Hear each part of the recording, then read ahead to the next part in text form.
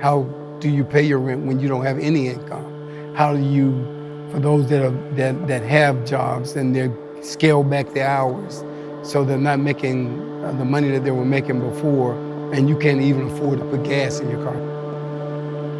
Since February and the actual shutdown of the city and closing down establishments, laying people off from work and losing their jobs, those numbers have increased tremendously, where we're engaged just about every day with someone that needs some assistance. It's a struggle. Yeah, we're seeing a lot of that. Even with this pandemic, God has to remind us sometimes that we are in need of Him all the time. After talking with me and Alton and some of the other folks in the area, the Mercy team tried to compile something that we all could do to help, could come along beside everybody and meet the need. We've been able to do that with us, as well as Christian Service Ministry, some of the food banks, the Wylam Food Bank, Pastor Davis, and doing those things that they do and assisting us and some of the other ministries to help keep food on the table for the folks in this area. As we developed relationships and I with Christian Service Ministry, of what they do, they have tapped into a wealth of resources and they're already well connected, so that was a no-brainer.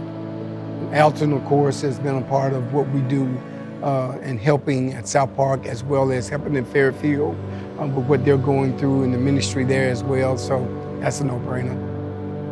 A church in Wylam is one that's fairly new, and seeing what Pastor Davis does and how he's tapped into some resources and helping the people in Fairfield, here, the Wylam area, the part of Inslee that goes through, connects around his area, was just a no-brainer, just something that needed to be done.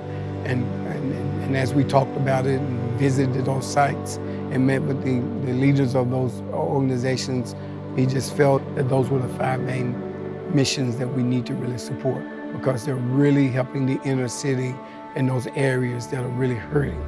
And I think it was like $50,000 that was dispersed between all of us to help meet the need. That is awesome.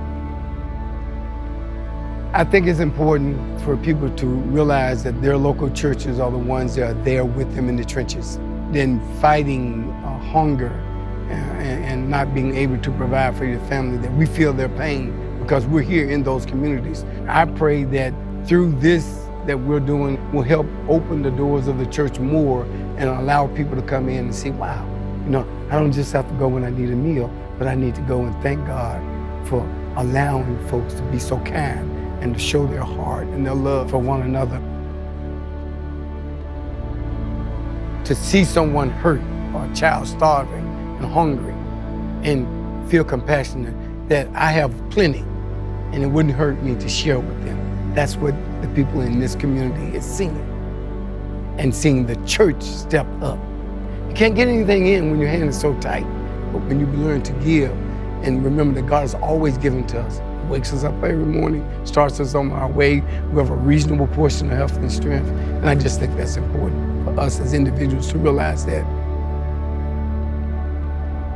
What has been a blessing to us is Oak Mountain has come alongside of us and helped us do an awesome ministry in the church. Not just about this church, but God's church as a whole. And that's what's been a blessing to me, to see what the body of Christ look like. How it doesn't matter if you're black, white, blue, or green, we all come together to try to meet the need of one another and do what we're doing. It makes me think back in the evangelistic class that I took, how we have the perfect opportunity to evangelize to those that are down on their luck or going through, or some of the homeless individuals. It's just been wonderful. Just see how God can use a simple meal, and then we also have an opportunity to lead them to Christ. Caring, feeding them, and leading them to Christ.